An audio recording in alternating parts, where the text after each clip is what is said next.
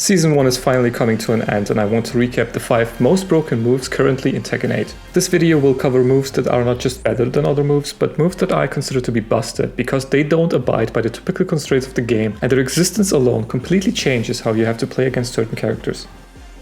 The first move I want to talk about is King's Muscle Armor. Down back 1+2 puts him into a power crush state, armoring through attacks while taking reduced, fully recoverable damage. Unlike other power crush moves, it's not an attack in itself, which has the advantage of not being countered by lows. You can follow up with a mid-heat engager that deals good damage, fully launches on heat dash hit, and is completely safe. Note that this follow-up itself doesn't have armor properties, so muscle armor, while having power crush properties, is in practice more similar to a parry, but actually good. Because it doesn't have the weaknesses of having many unparryable attacks like jumping attacks, knees, elbows, weapons, just naturally beating regular parries. It doesn't have a tiny unforgiving parry window. And most importantly, and the reason why this move is so obnoxious, is that there is no recovery on King's Muscle Armor. You can go from blocking to muscle armor to blocking again without any vulnerability in between. There's basically no risk in doing that, and that's why you see top players spamming that shit and very rarely get punished. The only things that punish muscle armor are grabs and lows don't even counter it, so that's not going to keep King players from using it. And you can't punish it on reaction. You have to anticipate the armor and go for the grab, which is why you will see many King players do muscle armor into duck to punish the futile counterplay attempts. So with the lack of recovery and basically no commitment to any sort of risk, this move is very abusable. You can throw it out, and if you happen to absorb any move that doesn't recover as quickly as a jab, you can freely go for the follow-up for a massive payoff. And even if you're too slow, the follow-up is completely safe. And if you're hit after the muscle armor frames, you're already blocking again. And that's why I consider King's Muscle Armor to be a top contender for the most broken moves in the game, at least at the end of Season 1. Next on the list are Steve's weaves and up back 3. Instead of getting the generic useless high kicks like most other characters did back in the day, Steve was granted God buttons for 3 and 4. Pressing those lets you duck and super sidestep at the same time, so you basically avoid 95% of moves. The 5% that hit are pretty much exclusively homing mids, which are typically either not threatening enough or slow enough to be easily counter-hit by Steve's godlike counter-hit options. So that was bad enough in previous games, but now he also has the Lionheart backstab, which avoids like a different 95% of your attacks, and if it does, they can follow it up with a quick normal hit launching mid that hits full screen away and is only -13 on block. Keep in mind that Steve is never worse than like -4 on block, even after doing some ridiculous strings or quick heat engaging mids that he's spamming all day. So having frames as good as he gets, with quick counter hit tools like he has, his 3-4 weaves, and now him also getting the back jump into launch, there's no point in attacking Steve. Even at the frame disadvantage, he has advantage with God buttons. And this evasive stuff has the same issue that King's Muscle Armor has. The risk of trying to pull that shit off is too small. The weaves have quick high damage punishers that can be cancelled into safe mids that even counter hit launch. Backstep Lionheart can be weave cancelled, safe again. So you can just fish for those, and if you made something whiff, you can get huge damage. And most attacks will whiff, but even if they don't attack into the dodge, you're still safe most of the time. And that's just fucked up. I'm glad for the Korea vs Pakistan event footage that you're seeing on screen, because you see the best players in the world still not having a good answer for these types of moves.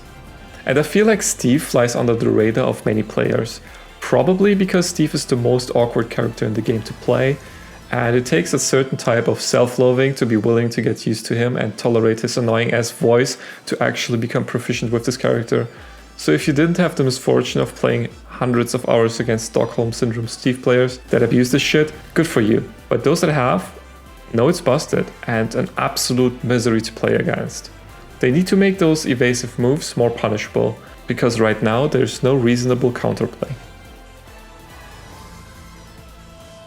Next up is Claudio's downback 1+2, a Dragon Punch type of attack, meaning it just beats most other moves. It has reliable high evasion and even tends to evade mids. It's pretty fast for an evasive mid counter hit launcher at 17 frames. Hits grounded, and the regular version is only -12 on block, which is very safe for an evasive launcher.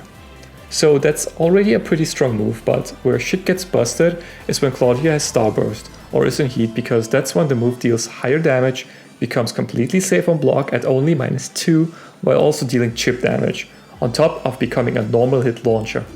This is absolutely disgusting. When Claudio enters heat on hit, he can literally do 5 powered up Dragon Punches in a row.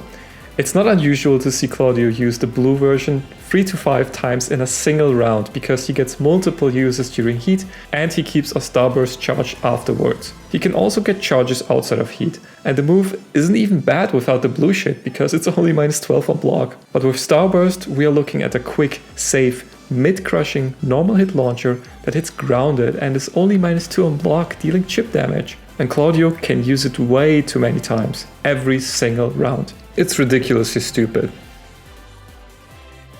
Next up is the master of breaking the game, Yoshimitsu, and his unblockable launching low sword sweep. A 26 frame startup for an unblockable is very fast. A full launch on a hit is crazy, and defending against it is super unorthodox. When you see something like a snake edge, you can react at the last frame, block and launch it. But Yoshi's sword sweep can't be blocked, so you have to jump, which is something that you don't ever have to do in Tekken 8, so it requires a very specific defensive action that's very unnatural for the game. And unless you have had a lot of practice against Yoshi, you're not going to jump defensively. A jumping input also takes like 5 frames to actually put you in an airborne state, which you need to be protected from the sweep. And those are valuable frames that are basically subtracted from the little time you have to react, making it even more unpractical to defend against. This move still existing in Tekken 8, a game that has situations that can put you at a frame disadvantage of like +17 on heat engage, for example, is very problematic. In fact, the move is so broken that the developers had to create an exception rule for this move alone in Season 2 that will prevent you from buffering this move after a heat engage, because Season 2 will allow you to enter heat in a crouched state on heat engage. If that's not a red flag in terms of the move's balance, I don't know what is. This move might be the best offensive tool in the game, and it happens to be on the character that also has the best defensive tool in the game, which brings us to the most broken move in Tekken 8. Yoshimitsu's Flash, a 6 frame mid that guarantees a heat engage follow-up for over 40 damage. Now, the hitbox is pretty bad, but if you use it as a counter hit tool, which is pretty easy to do with a 6 frame move, it is going to consistently connect because character hitboxes greatly expand on attack. And if you're in no sword stance, it will also gain a massive hitbox increase and become a full launcher, although the startup will be increased to 8 frames. Which is obviously still ridiculous for a normal hit mid launcher. It also heals you and is a strong aerial tailspin, by the way. Being this quick, he can also get it as a combo on something like his 2 jab on counter hit at the wall because it is +8, and sometimes he can even punish otherwise safe moves with this on block if they recover close enough to Yoshi. This move makes playing against Yoshimitsu an absolute nightmare. It's never safe to attack, and he can trivialize many mix-up situations when Flash will just beat almost everything. It's like he always has Rage Art available, one that is actually not even that dangerous to use, because it does recover way faster than it should, and you will commonly miss your punishes even when he whiffs it in your face. Luckily, the recovery will be nerfed in Season 2, but it's likely to still remain the most broken shit in Tekken 8.